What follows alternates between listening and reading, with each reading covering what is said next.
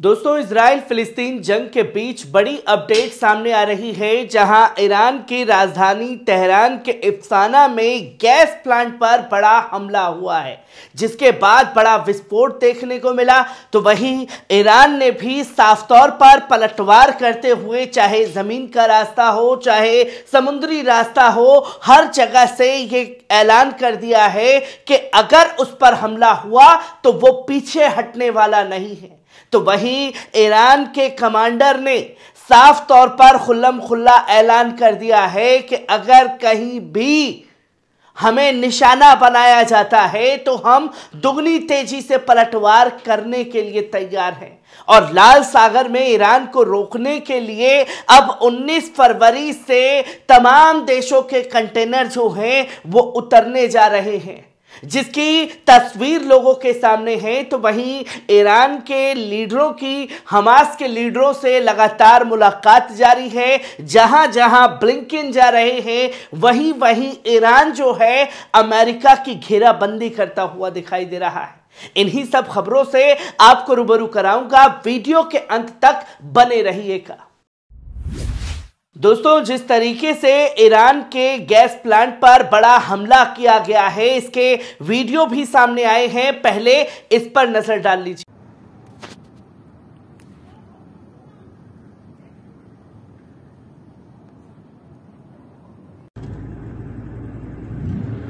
انفجار شدید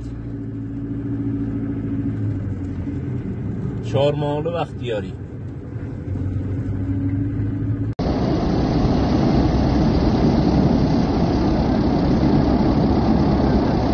आपने देखा कि किस तरीके से ईरान की जो राजधानी है तेहरान, इफ्साना के अंदर गैस प्लांट और गैस प्लांट पर हमला होने के बाद बड़ी क्षति जो है वहां पहुंची है।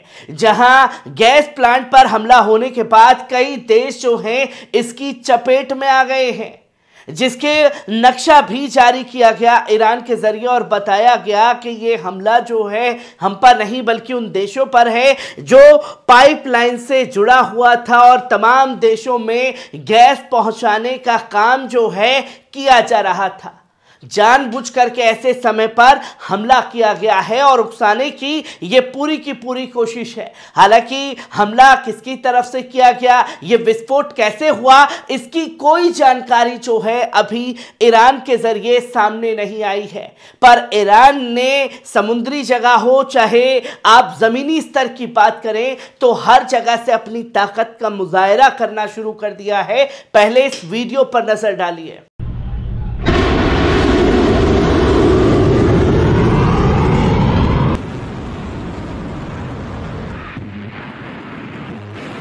आपने देखा कि ईरान जो है ताबड़तोड़ बैलिस्टिक मिसाइलों का उपयोग करता हुआ दिखाई दे रहा है, जो कि साफ तौर पर संदेश है बेंजामिन नेतन्याहू के लिए, जिसने ईरान के पास में बने बॉर्डर पर जा करके खुल्लम खुल्ला ऐलान किया था ईरान के लिए और ये चेताया था कि हम ईरान पर हमला करने से नहीं रुकने वाले। जिसके बाद कई सारी तस्वीरें सामने आई हैं और आपको नक्शे के जरिए भी समझाने की कोशिश करूंगा कि कौन कौन से देश इस पाइपलाइन पर हमला होने के बाद चपेट में आ गए हैं। जो कि आप देखें कि इफ्साना और रफसान जो जगह है उस जगह पर यह गैस पाइपलाइन थी और उसके ऊपर यह बड़ा हमला जो है वो किया गया।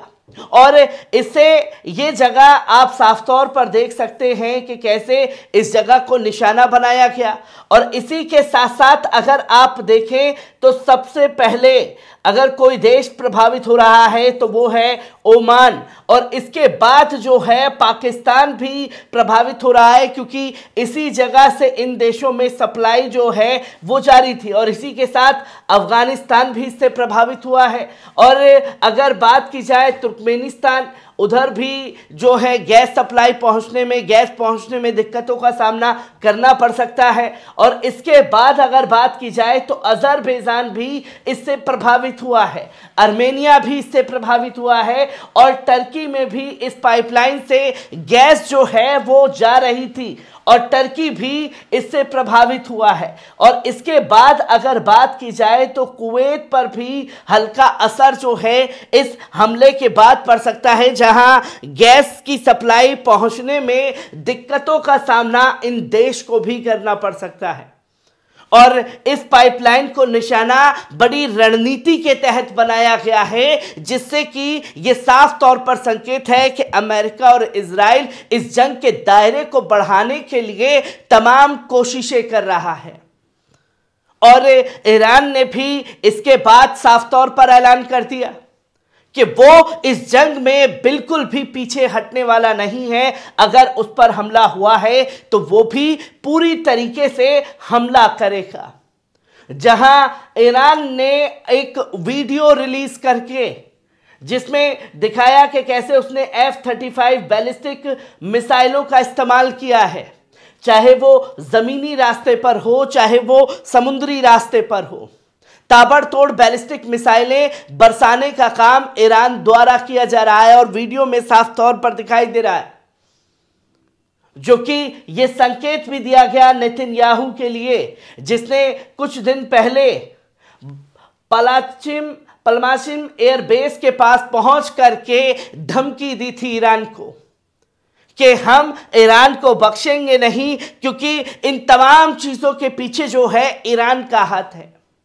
और जब बेंजामिन नेतन्याहू जो कुछ दिन पहले पलाशिम एयरबेस के पास में पहुंच करके धमकी दे रहा था, तो उस धमकी का असर साफ तौर पर देखने को मिला कि बैलिस्टिक मिसाइलें दागी जा रही हैं।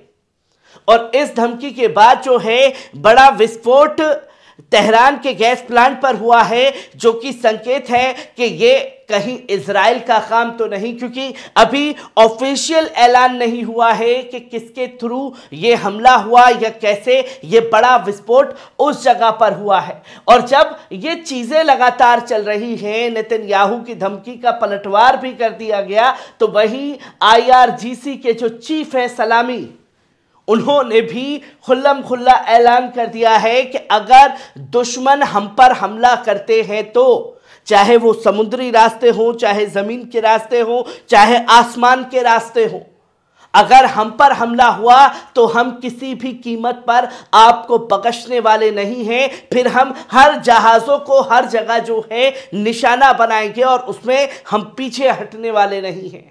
जो कि खुले तौर पर धमकी जो है वो IRGC चीफ सलामी द्वारा दी गई है। और ये खुला संकेत है, बिगुल फूंक दिया गया है कि हम पूरी तरीके से मुकाबला करेंगे। और बीते 4 महीने के दौरान जंग के दायरे बढ़ रहे हैं। तमाम देश जो हैं अब धीरे धीरे सामने आ रहे हैं, क्योंकि अब उन्हें यह लगता है कि आज फिलिस्तीन का नंबर है तो कल किसी और देश का भी नंबर आ सकता है।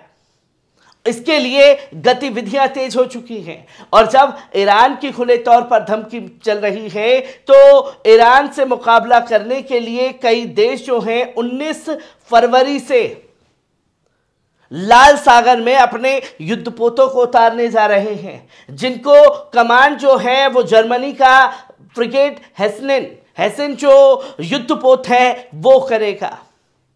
और उसको कमांड के लिए सब तौर पर बताया गया कि 3 इटालियन शिप्स उतारे गए हैं, जो कि इंटेलिजेंस लॉजिस्टिक सपोर्ट करेगा और ये पूरी तरीके से मदद करेगा हेसेन को, जो जर्मनी का है।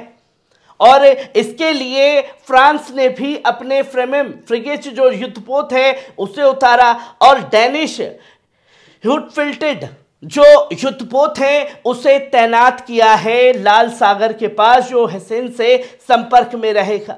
और इसी के बाद आपको बात करें तो ग्रीक और तमाम देश, इटालियन, ब्रुसेल्स ने भी अपने युद्धपोतों को उतारने का ऐलान किया है, जो संपर्क में रहेगा।